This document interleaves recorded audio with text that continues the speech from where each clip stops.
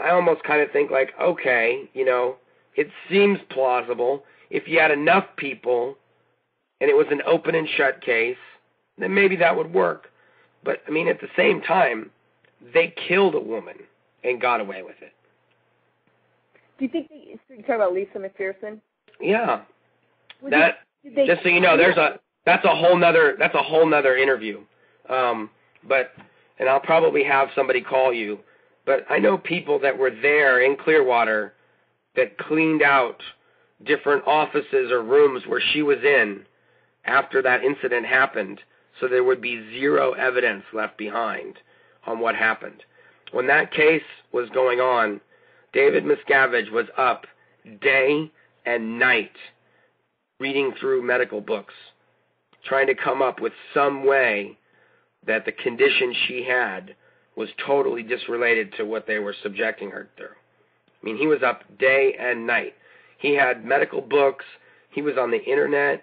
He wasn't sleeping for weeks trying to figure this out. He himself was doing that because it was looking really, really bleak that this thing was not going to go their way.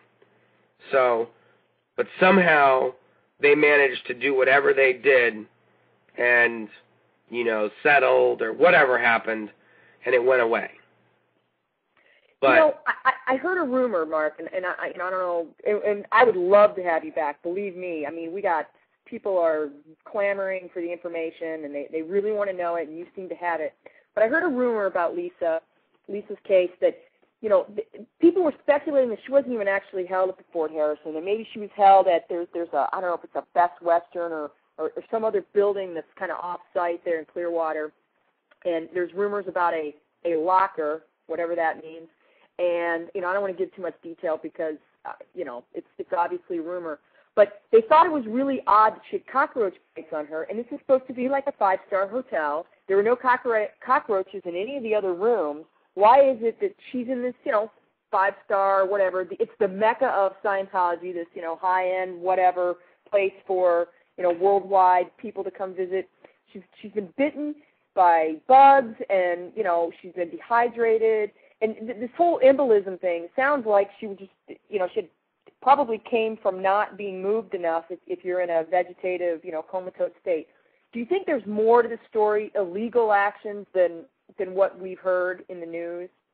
Oh, absolutely. Absolutely. There's so many, I mean, not to go off on a total wild thing, but all of the people that were involved in that, from RTC to the Flag land-based staff, to the people that were auditing her, to the people that were overseeing her auditing, every single one of those people that was anywhere involved with that, as soon as that case was settled, they were whisked off and made to disappear.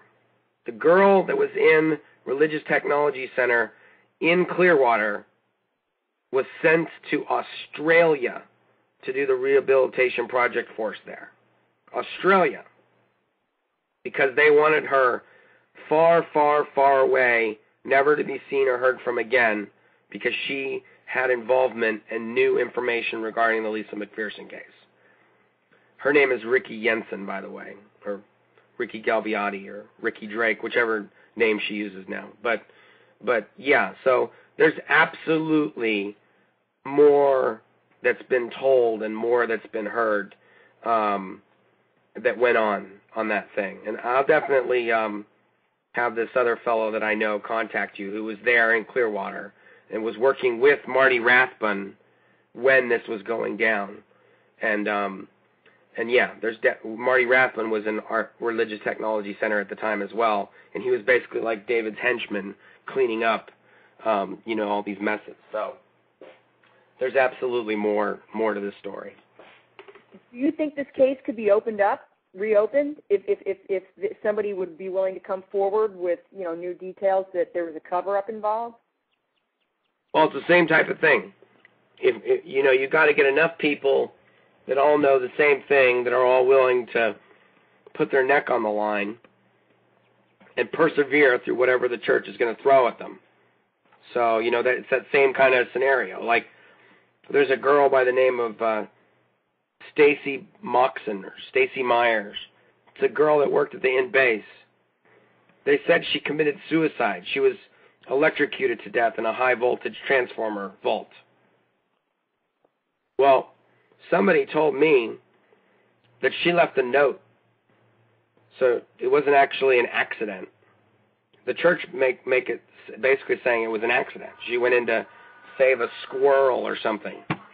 And, and believe me, no one at the end base is worried about any squirrels, okay? Right. But that's the way they played it off, as that she was this, nature-loving girl who wanted to make sure the squirrel wasn't hurt, and then she slipped on some oil. No, she went in there and she grabbed the vault. That's what happened. Well, why did that happen? Because she wasn't allowed to leave the property to go see her husband and her family. And she wasn't being allowed to go. She was basically being held captive there, like every other person at the Int base. But she was new to the Int base, and she'd only been there for a few months. And she was basically like, I can't take this anymore. And she even threatened and told other people that she was depressed, and she was separated from her husband, who worked in Los Angeles. Okay, well, her own father is one of the lead litigation attorneys for the church, Ken Moxon. And he still fights for the church, even though that happened to his daughter. And he doesn't even know that there was a note. But he still fights for the church.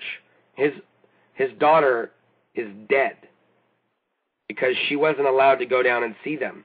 And anybody that was connected with that, anybody who made the press releases, anybody who was there, all of those people are gone. They're no longer there.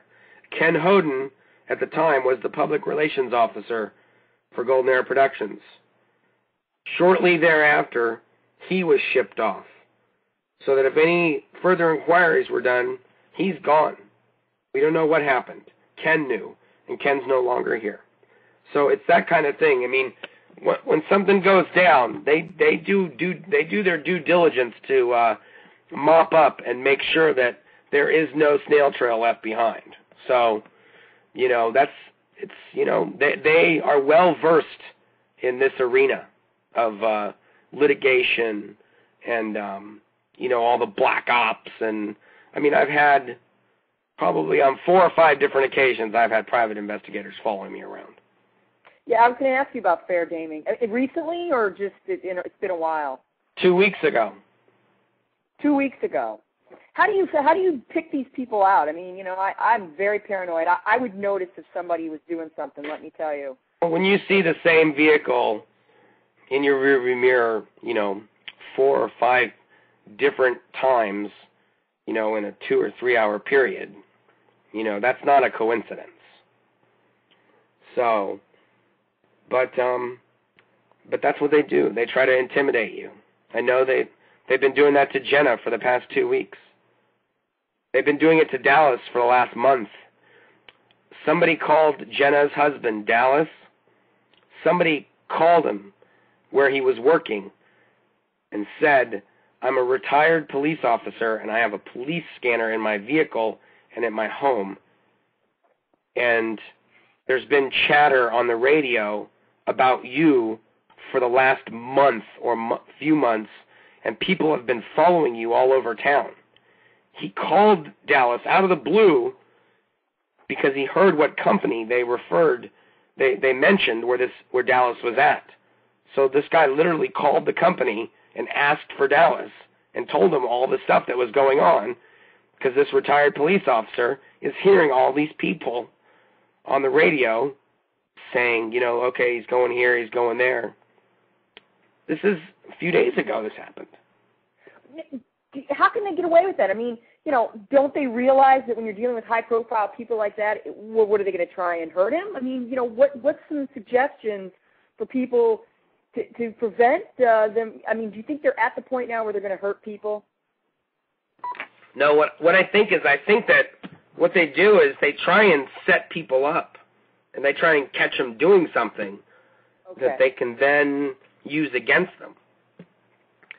And, that's how they I mean, they've done that with a lot of people in the past, and